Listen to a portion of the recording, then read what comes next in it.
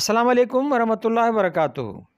दोस्तों, आउं आहियां अली हसन अब्बासी। किताब आहे तनवीर अब्बासी, कुझु ॾेई वेंदासीं। ख़ाका, इंटरव्यू, मज़मून, इबियास, सफ़रनामो ऐं शाइरी। एंथोलॉजी मुरतब यूसुफ सिंधी। छपींदड़ सिंधी अदबी बोर्ड, जामशोरो, सिंध। छापो पहिरियों साल 2012 ईस्वी। किस्त 23। ख़ाका यादगिरियूं। शेख अब्दुल मजीद सिंधी। रुगो हॾ ऐं चम, मास नाले मातर बि न, पर रंग खुलियल, मुंहं ते सदाईं सुर्खी, चपनि ते हमेशह हिकु लाज़वाल मुर्क, वार ऐं सुहारी अछा। ईअं लॻे ॼण को तमामु वॾी उमिरि वारो बुज़ुर्ग आहे, पर अखियुनि में निहारियो त जवान।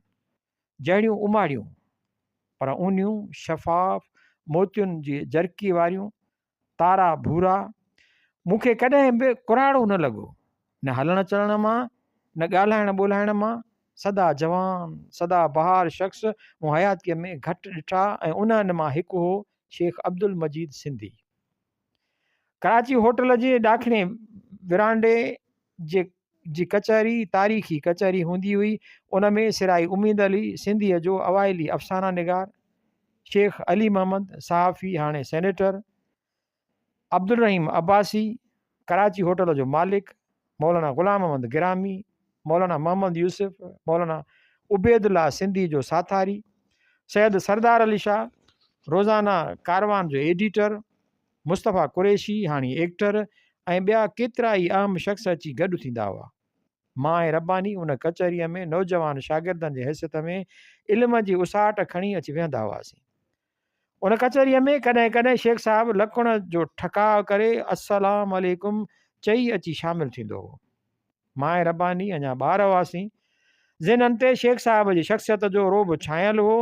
अदब सां कचहरीअ में वेठा हूंदा हुआसीं। शेख साहिब जे बारे में सभु मालूमात हुई। पाण आल इंडिया शहरत जो लीडर हो। कंहिं ज़माने में सिंध मुस्लिम लीग जी वाग संदसि हथ में हुई, ऐं हू सिंध जो बादशाह गर किंग मेकर हुयो। सिंध जो तालीमी वज़ीर बि रहियो हो, पर तॾहिं बि वज़ारत जे ज़माने में संदसि पुटु ख़ालिद ऐं तारिक टांगे ते स्कूल वेंदा हुआ। सरकारी मोटर कार ख़ानगी इस्तेमाल में न आणींदो हो। कनि उसूलनि जे करे जिना साहिब सां इख़्तिलाफ़ करे मुस्लिम लीग छॾी वई। कंहिं ज़माने में हथे ख़ाली सर शाहनवाज़ भुट्टे खे इलेक्शन में शिकस्त ॾिनी हुआईं। शुरू में बि मर्द कलंदर हथे ख़ाली हो, हाणे बि ईअं आहे। संदसि घर वेंदा हुआसीं त 2 भॻल कुर्सियूं, सॼो फर्नीचर, खादीअ जा कपिड़ा, नास जी दबली हथ में। उहा हुई कुल मिल्कियत शेख अब्दुल मजीद सिंधीअ जी, जंहिंजे दानाई ऐं ईमानदारी ऐं सियासी शऊर जो धाको सॼे हिंद पाक ते छायल हो। शुरू में त संदसि शख़्सियत जो रोब हो, पर पोइ आहिस्ते आहिस्ते संदसि शख़्सियत जो कुर्बाइतो पासो आॾो ईंदो वियो। पंहिंजाइप वारो प्यार ऐं शफ़क़त। तनवीर छा था करे नौजवान, मुर्की चवंदो हो।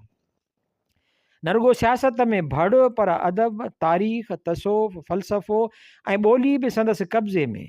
अलवहीद में एडिटोरियल ऐं कालम लिखियाईं, जेके सिंधी अदब जो फ़ख्र लाइक़ु विरसो आहिनि। ख़ासि करे नाराए मस्ताना, सिंधी ॿोलीअ जो मुहावरो ऐं इस्तिलाह जेतिरो शेख साहिब उन दौर में इस्तेमालु कयो, उहो काके भेरूमल, जेठमल ऐं लालचंद खां सवाइ थोरनि ई वस में आयो हूंदो। कराची होटल जी कचहरी हुजे, का अदबी या सियासी मीटिंग हुजे, या को आम जलसो, शेख साहिबु हिकु हिकु लफ़्ज़ चॿे चिथे ॻाल्हाईंदो। संदसि हिकु हिकु जुमिलो ईअं लॻंदो हो ॼण उहो कलाकनि जी सोच खां पोइ वजूद में आयो आहे। मीटिंग या जलसे जी सदारत कंदो हूंदो, ऐं को ठहराउ पेश थींदो त उन जी हिकु हिकु लफ़्ज़ ते सोचे उनखे अहिड़ीअ रीति लिखंदो ॼण को माहिर कानूनदान कंहिं आइन जे मुसवदे जी ड्राफ्टिंग करे रहियो आहे। कानूनी तौरु आइनी तौरु उन ठहराउ में को बि अहिड़ो ख़ाल न छॾींदो जो उन जी कंहिं ॿीअ तरह तशरीह थी सघे।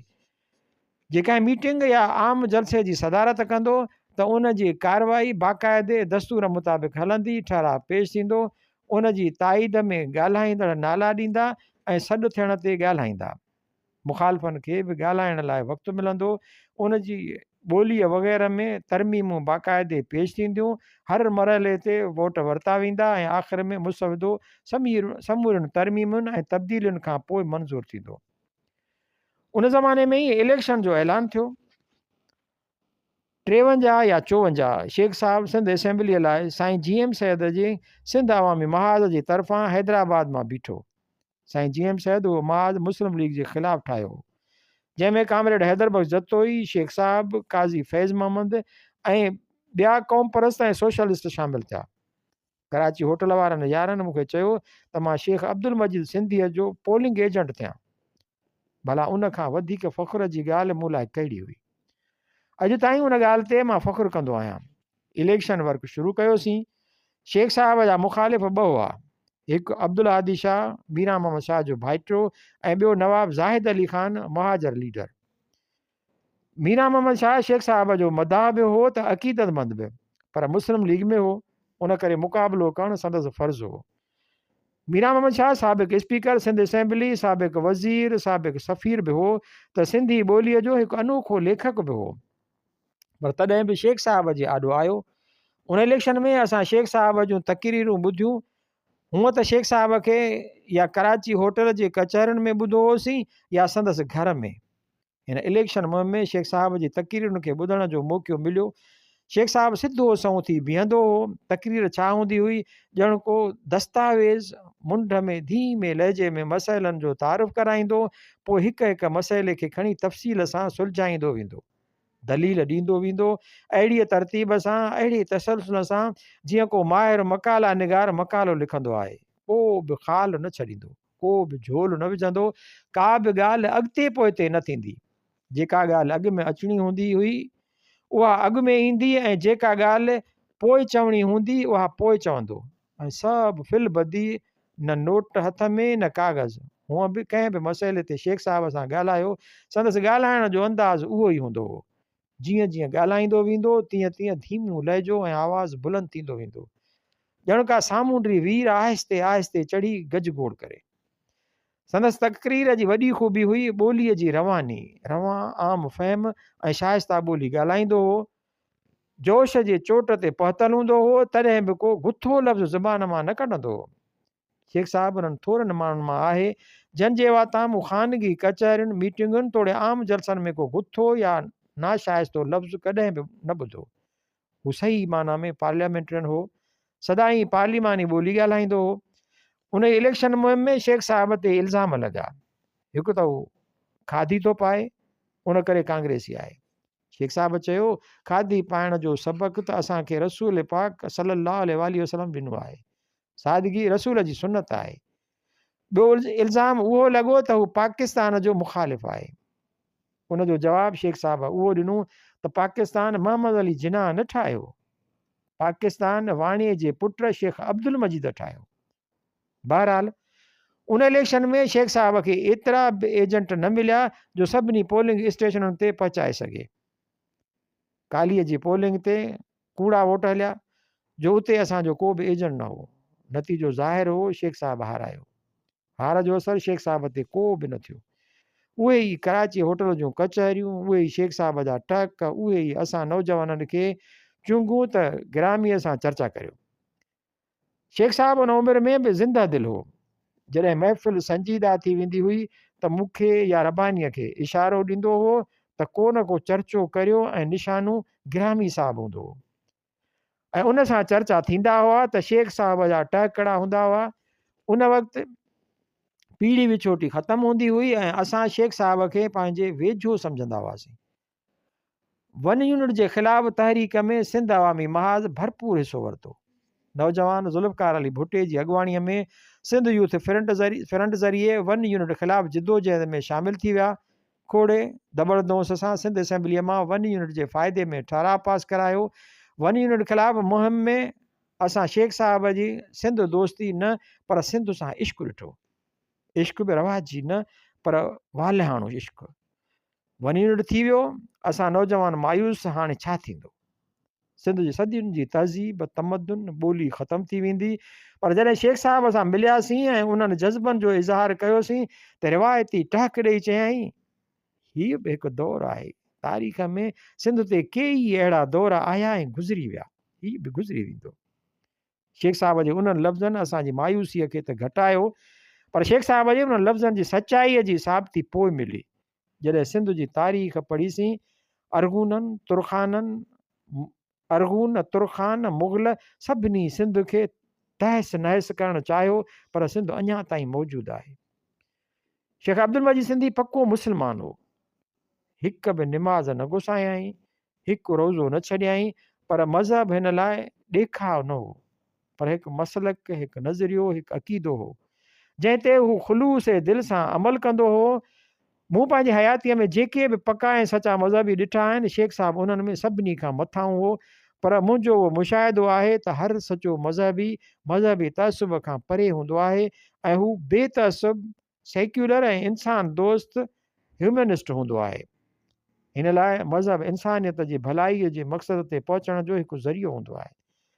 अहिड़नि मज़हबी माण्हुनि में मूं अलामा आया काज़ी, शेख साहिब, मौलाना गिरामी, अलामा ग़ुलाम मुस्तफ़ा कासमी ऐं ॿिया केतिरा ई मणियादार माण्हू ॾिठा, पर अजब जो हैदर बख़्श जतोई, मोहम्मद इब्राहिम जोए ऐं सोबे ज्ञानचंदाणीअ जहिड़नि ला मज़हबनि जो जे मसलक अलॻि हो त मक़सदु साॻियो ई इंसान ज़ात जी भलाई आहे।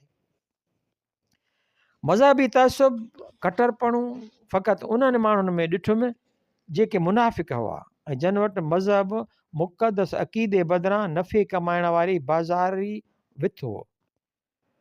उन नहीफ़ ऐं निबल जिस्म ऐं वॾी उमिरि हूंदे बि हिन कॾहिं बि सच जो दामन न छॾियो ऐं 70 सालनि खां बि मथे उमिरि में जेल काटियाई, उहो बि अयूब ख़ान जे ज़माने में।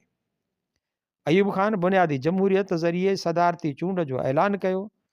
मुल्क जा सभु जमहूरियत पसंदि संदसि ख़िलाफ़ मुतहद थिया ऐं मोहतरमा फ़ातिमा जिना खे संदसि ख़िलाफ़ इलेक्शन में बीहारिया।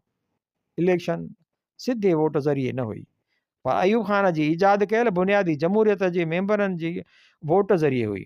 उन इलेक्शन जे सिलसिले में हिकु जलसो सखर स्टेडियम में रखियो वियो, जंहिंमें फ़ातिमा जिना खे तक़रीर करणी हुई।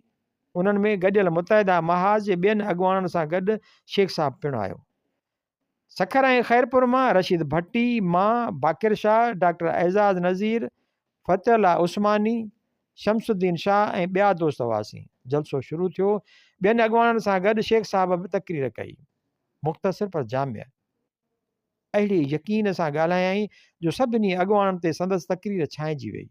जलसो पूरो थियो त मूंसां मिलियो ऐं मूंखे बेतकल्फ़ीअ मां चयाईं, अॼु राति मां ऐं भुरगड़ी, ग़ुलाम मुस्तफ़ा भुरगड़ी तो वटि ख़ैरपुर रहंदासीं, पर पहिरीं हिननि हमराहनि खे सर्किट हाउस लाहींदा हलूं। कुझु अॻुवाण मुंहिंजे कार में पुठियां ग़ुलाम मुस्तफ़ा भुरगड़ीअ सां वेठा। शेख साहिबु अॻियां वेठो। सखर जे सर्किट हाउस ते मूं गाॾी बीहारी, ॿिया हमराह लही विया। भुरगड़ी साहिबु थेलो खणी आयो। शेख साहिबु चयो, हलो। मूं चयो, शेख साहिबु अव्हां सामान त खणी अचो। सामान? शेख साहिबु टहक ॾेई चयो, ही जो आहे सामान। हिकु ॻूण जे ॻोथरीअ ॾे इशारो कंदे चयाईं, जेका जलसे खां वठी संदसि हथ में हुई। भुरगड़ी साहिबु खिली चयो, इहा ई आहे शेख साहिब जी मिल्कियत। हिकु वॻो खादीअ जो, ॾंदण, मुसलो ऐं टोपी। मियाँ जी मॾी हिकु ॾंदण बि तॾी। उहो पहाको मूं ॿुधो हो, पर अॼु साभियां ॾिठुमि। सिधो ख़ैरपुर आयासीं। उन वक़्तु मां अञा मसवाड़ी जाइ में रहंदो हुयुसि। कमर ऐं मूं वितार शेख साहिब ऐं भुरगड़ी साहिब जी ख़िदमत कई। राति जो देरि ताईं भुरगड़ी साहिबु पंहिंजी रिवायती ख़ुशतबईअ सां शेख साहिब ऐं असांखे खिलाईंदो रहियो। नेरनि ते कमर शेख साहिब लाइ हलवो ठाहियो। उहो हलवो शेख साहिब खे एतिरो त वणियो जो पोइ जॾहिं बि मूंखे मिलियो त उन हलवे जी तारीफ़ ज़रूरु कंदो।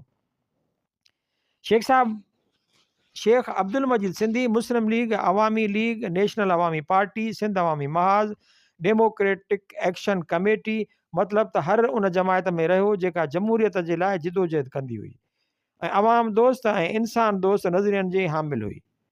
मार्शल आर्ट जी ऊंदाहे दौर में बि बावजूदि कमज़ोर जिस्म ऐं वॾी उमिरि जे हर वेड़ांद में सभिनी खां अॻभर हो। हू न फ़क़ति सिंध जो फ़ख़्र लाइक़ु सियासतदान हो, पर सिंधी ज़ुबान जो बेमिसाल साफ़ी ऐं अदीब पिणु। मूंखे यादि न आहे त सिंध जे ॿिए कंहिं सियासतदान जी मौलाना मोहम्मद अली जोहर ऐं मौलाना अबुल कलाम आज़ाद जहिड़नि अॻुवाणनि तारीफ़ कई हुजे। तंहिं हूंदे बि अहिड़ो निहठो, अहिड़ो निमाणो, अहिड़ो सादो जो एतबार ई न अचे त शेख अब्दुल मजीद सिंधी हीउ ई आहे। उहो मुंहिंजो सभाॻ आहे जो अहिड़े पारस सां हयातीअ जा के मौक़िया क़रीब रहण जो मौक़ो मिलियो, पर उन सां लॻी सोन थी न सघियुसि, पर सोन थियण जी आस दिलि में अञा आहे।